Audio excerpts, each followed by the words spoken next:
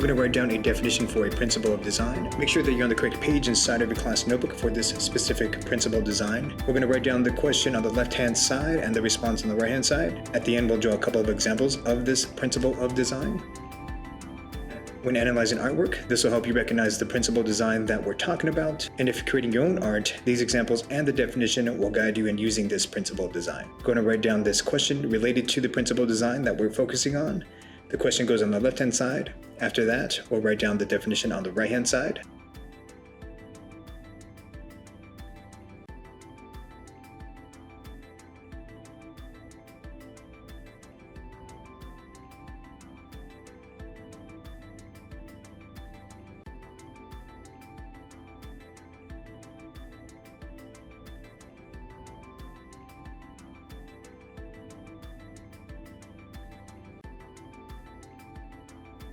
Here's the definition. Go ahead and write it down on the right hand side. Write all of this down. Skip through the video if you have to. There might be more than one page with the definition on it.